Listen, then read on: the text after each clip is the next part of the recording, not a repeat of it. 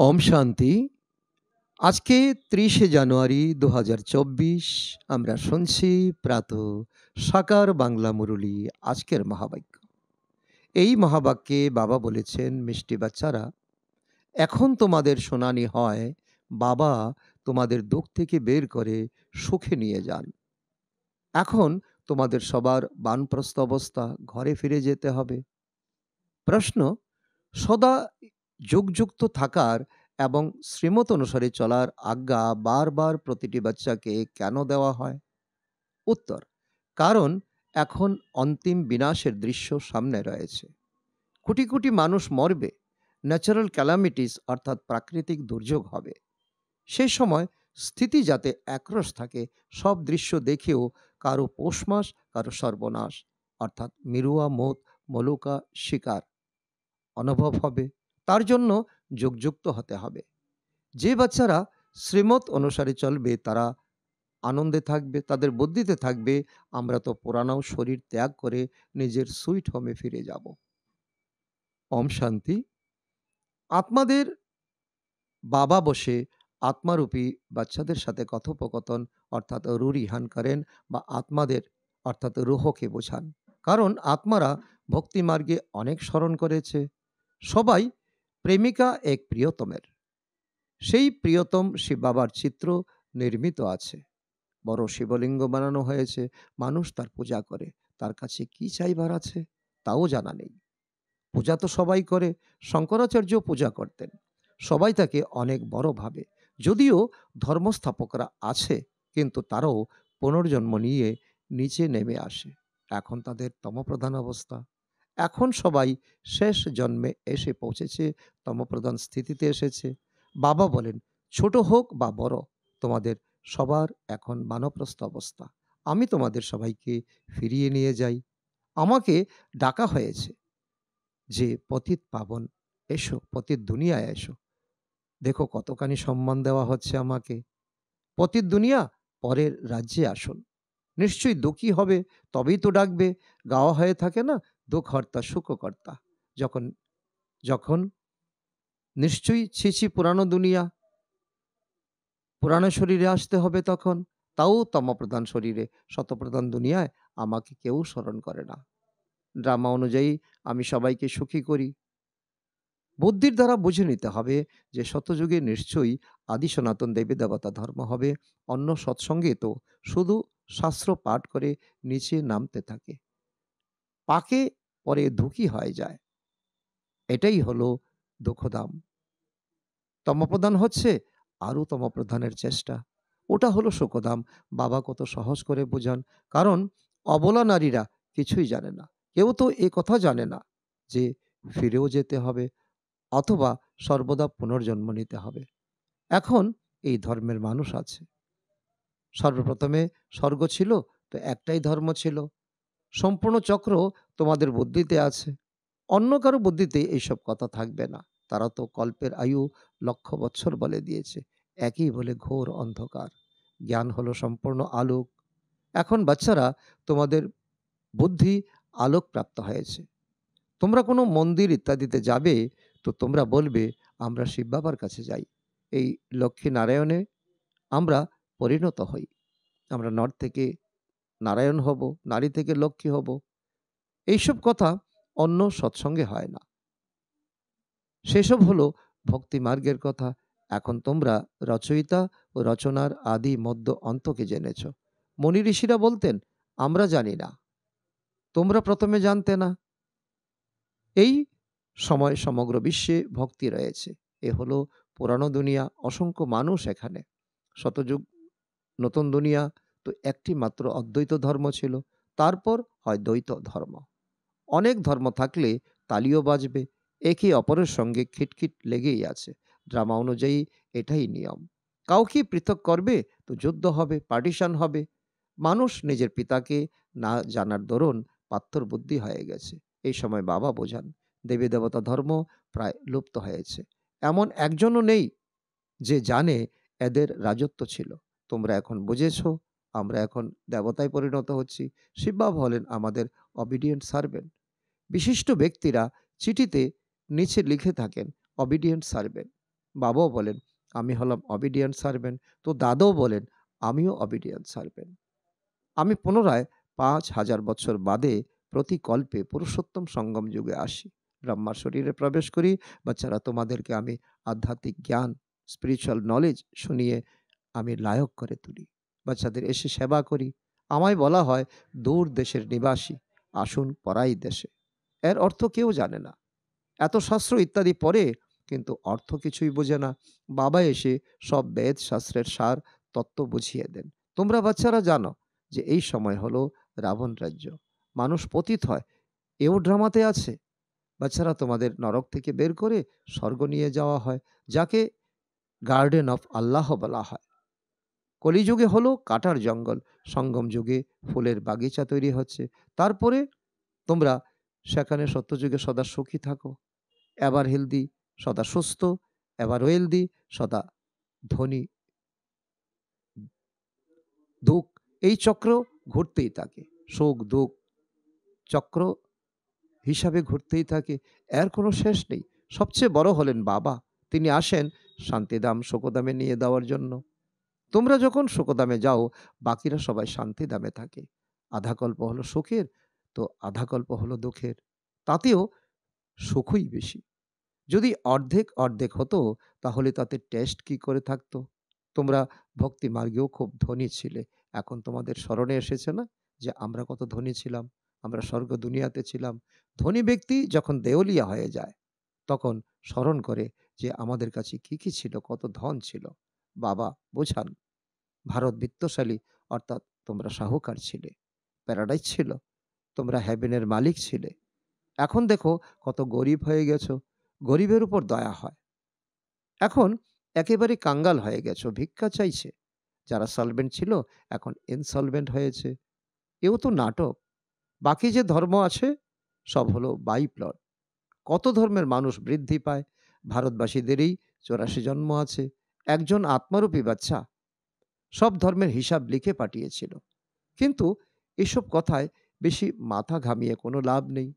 কারণ তোমাদের এখন জ্ঞানবান হতে হবে, যুগযুক্ত হতে হবে। এও তো সময় নষ্ট করা হলো, তাই না? এত সময় যদি বাবার স্মরণে থাকতে, তো কিছু তো জমা হতো। আমাদের মুখ্য কথা হলো আমরা পুরো পুরুষার্থ করে বিশ্বের মালিক হই। বাবা বলেন, তোমরাই শতপ্রধান ছিলে, তোমরাই তমপ্রধান হয়েছ।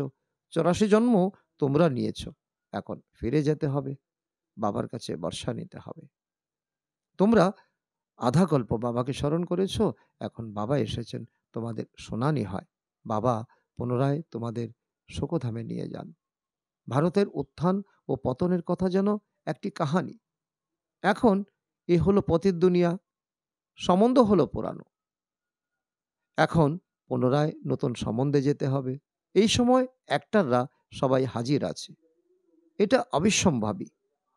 আত্মা তো হলো অবিনাশী আত্মা। অবিনাশী আত্মার সংখ্যাই তো কত। তাদের কখনো বিনাশ হয় না। এত কোটি, কোটি আত্মাদের প্রথমে ফিরে যেতে হবে পরম ধামে। বাকি শরীর তো সবার শেষ হয়ে যাবে। এই মাটিতে মিশে যাবে। তাই হোলিকা উৎসব পালন করা হয়। এটা হলো তারই ইয়াদগার। আত্মা চলে যাবে, শরীর পরে থাকবে। তোমরা বাচ্চারা জানো, আমরা পূজ্য ছিলাম, পুনরায় পূজারী হয়েছি, আবার পূজ্য হই। সেখানে এই জ্ঞান থাকবে না। না এই শাস্ত্র ইত্যাদি থাকবে, সব শেষ হয়ে যাবে। যারা যুগযুক্ত হবে, শ্রীমত অনুযায়ী চলবে, তারা সবকিছু দেখবে। কিভাবে ভূমিকম্পে সবকিছু শেষ হয়ে যাবে। খবরের কাগজও ছাপা হয়। কিভাবে গ্রামের পর গ্রাম শেষ হয়ে যায়। বোম্বে এমন ছিল না। সমুদ্রকে শুকিয়ে গড়ে উঠেছে, আবার সমুদ্র হয়ে যাবে। এই ঘর বাড়ি ইত্যাদি কিছুই থাকবে না। শতযুগে মিষ্টি জলের উপরে মহল থাকবে, রাজ্য থাকবে, স্বর্গ দুনিয়া হবে। নুন জলের উপরে হবে না। অর্থাৎ এসব থাকবেই না। সমুদ্র, সমুদ্রের এক বিশাল ঢেউ এলেই সব শেষ হয়ে যাবে। অনেক উপদ্রব হবে। কোটি, কোটি মানুষ মরবে। খাদ্য, বস্তু, আনাজ ইত্যাদি কোথা থেকে আসবে? তারাও জানে বিপদ তো আসবেই। মানুষ মরবে, তখন যারা যোগযুক্ত থাকবে তারা সে সময় আনন্দ থাকবে। মেরুয়া মত, মলুকা শিকার। কারো পৌষ মাস, কারো সর্বনাশ। বরফের বৃষ্টি হলে অনেক মানুষের মৃত্যু হয়। অনেক ন্যাচারাল ক্যালামিটিস হবে। তার ইশারা আমি তোমাদেরকে দিচ্ছি। এইসব শেষ হয়ে যাবে।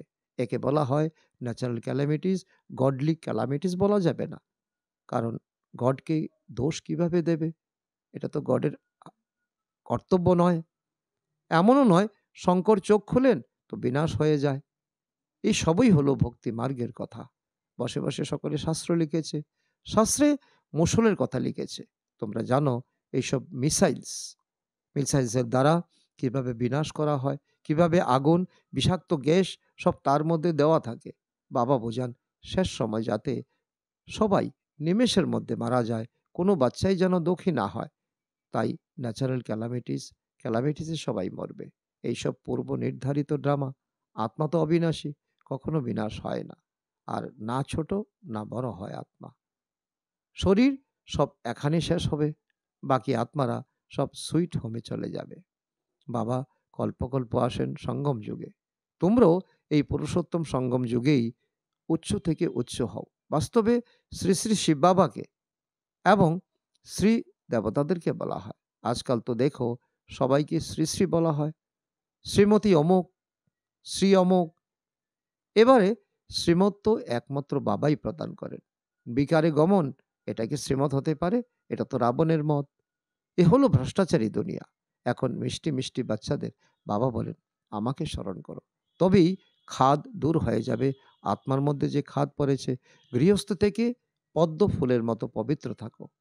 স্বয়ের এখন বিশ্বের আদি মধ্য অন্তের চক্র সম্বন্ধে জ্ঞান হয়েছে। কিন্তু এই অলংকার তোমাদের দেওয়া যাবে না। আজ তোমরা নিজেদের সুদর্শন চক্রধারী ভাবো, কাল মায়া চর লাগিয়ে দিলে জ্ঞান একেবারে উড়ে যাবে। তাই ব্রাহ্মণদের অর্থাৎ তোমাদের মালা কখনো তৈরি হয় না। কারণ আজ ব্রাহ্মণ কাল শূদ্র হয়ে যাবে। মায়া চর লাগিয়ে অনেককে পতিত করে দেয়। তো মালা তৈরি হবে কিভাবে? দশার পরিবর্তন হতে থাকে। রুদ্রমালা ঠিক আছে, বিষ্ণুর মালাও আছে। বাকি ব্রাহ্মণদের মালা কখনো তৈরি হতে পারে না। বাবা বাচ্চাদের ডাইরেকশন দেন যে দেহসহ দেহের সব ধর্মশাস্ত্র ত্যাগ করে মামেকম স্মরণ করো, আমাকে স্মরণ করো। বাবা তো হলেন নিরাকার, তার নিজস্ব কোনো শরীর নেই। তিনি অজন্মা, অভোক্তা, অজনী সম্ভবা এবং তিনি এসেছেন ব্রহ্মা বাবার বানপ্রস্থ অবস্থায়। যখন ওনার ৬০ বছর বয়স, বানপ্রস্থ অবস্থায় গুরুর কাছে দীক্ষা নেয় মানুষ। আমি হলাম সদ্গুরু, কিন্তু গুপ্ত বেশে।